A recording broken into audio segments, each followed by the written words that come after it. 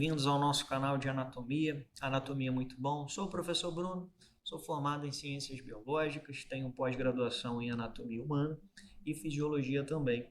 Então, o objetivo do nosso canal é melhorar o aprendizado do aluno em relação à disciplina anatomia. Muitos alunos acham uma disciplina bem difícil, acham uma disciplina bem complexa e nós estamos aqui para facilitar o estudo de vocês. Tudo bem? Nos sigam aí no Instagram, vou deixar na descrição do vídeo. Compartilhe esse vídeo, dê o like aí pra gente. Vamos estudar um pouquinho anatomia.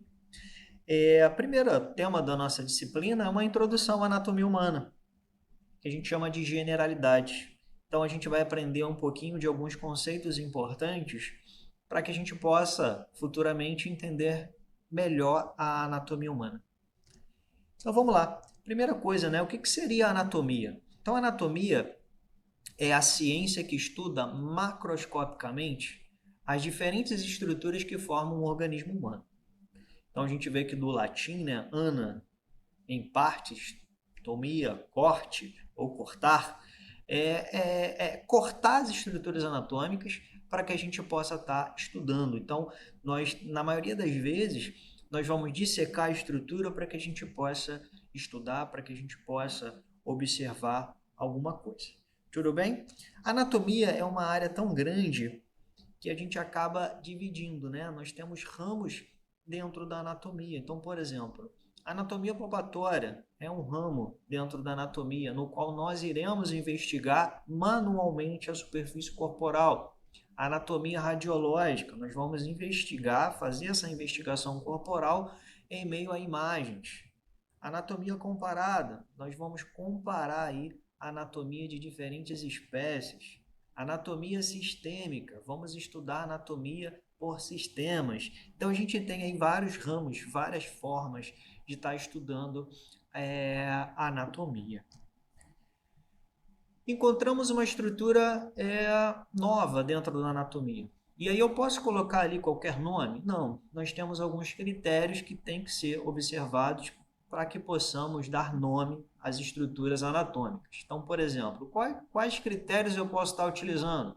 Eu posso utilizar a forma, eu posso utilizar a posição, eu posso utilizar o trajeto, eu posso utilizar a conexão, interrelação, eu posso utilizar a função, eu posso utilizar o esqueleto. Então, a gente tem alguns critérios que podem ser adotados para dar nome às estruturas anatômicas. Então, quando a gente observa, por exemplo, essas imagens, nós vamos observar na primeira imagem que foi utilizada a forma da estrutura para dar nome.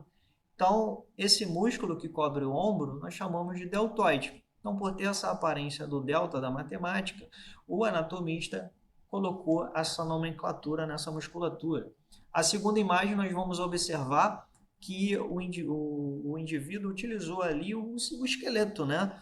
Como padrão para dar nome. Por exemplo, a artéria que passa pelo rádio, deram o nome de artéria radial. A artéria que passa pela ulna, deram o nome de artéria ulnar. A terceira imagem, nós utilizamos aqui a relação entre os ossos. Então, aqui nós temos o sacro e lateralmente nós temos ali o osso ilho. Então, esse ligamento que liga os dois ossos é o ligamento sacro-ilíaco. E a quarta imagem, nós utilizamos ali a função. Então, esse músculo tem função de levantar a escápula. Então, colocamos o nome do músculo de músculo levantador da escápula. Então, nós podemos utilizar alguns critérios para dar nome às estruturas anatômicas. Tudo bem? Vamos entrar um pouquinho dentro de alguns conceitos. Então, aqui nós temos um padrão normal, normalidade, o indivíduo ter ali 5 dedos. A segunda imagem, nós podemos observar que houve uma variação. Então, a gente tem aqui o 6º dedo. E aqui nós tivemos uma variação maior. Então, variações anatômicas. Quando a variação anatômica ela trouxer prejuízo funcional para a gente, nós vamos chamar de anomalia, que é, no caso, esse 6º dedo aqui. Quando essa variação ela for prejudicial, incompatível com a vida, nós chamamos de monstruosidade. Então, nós podemos ter uma variação anatômica que pode ser uma anomalia, que pode ser uma monstruosidade. Mas existe uma variação anatômica que não traz prejuízo funcional para o organismo, como por exemplo a destrocardia, que é o coração voltado para o lado oposto. Então, geralmente nós temos o ápice do coração voltado para a esquerda. Nesse caso, nós estamos observando na imagem o coração voltado para a direita, tendo a destrocardia. Isso não vai influenciar no funcionamento do sistema cardiovascular e aí a gente só chama de variação anatômica. Então, quando trouxer prejuízo, anomalia. Quando for incompatível com a vida, monstruosidade. Não é incompatível com a vida. Não tem prejuízo funcional. É uma variação anatômica que é comum essas variações ocorrerem. Tudo bem? Antes de estudarmos anatomia, nós precisamos utilizar uma posição para que a gente possa identificar as estruturas de forma correta. E isso nós chamamos de posição anatômica. O que é uma posição anatômica, né? Posição de bípede ou ortostática, corpo ereto, cabeça com a face voltada para frente, membros superiores estendidos, colados ao tronco, palma das mãos para frente, membros inferiores unidos e os pés também voltados para frente. Então aqui nós temos a posição anatômica. Então, exemplo, lateralmente eu sei que existe um osso no antebraço chamado de rádio, e medialmente eu sei que eu tenho no antebraço um osso chamado de ulna. Então, se eu não tiver com a palma da mão voltada para frente, eu posso ter ali erro na estrutura anatômica. Tudo bem? Então é importante a gente estudar uma posição anatômica para que a gente possa identificar as estruturas de forma correta. Como nós falamos anteriormente, nós precisamos cortar a estrutura anatômica para poder estudar. E aí nós temos os planos de secção, que são planos de corte. Temos 3 planos aqui. Eu tenho um plano que eu divido o indivíduo no meio, em direito e esquerdo, e esse plano eu posso chamar de plano mediano ou sagital em algumas nomenclaturas.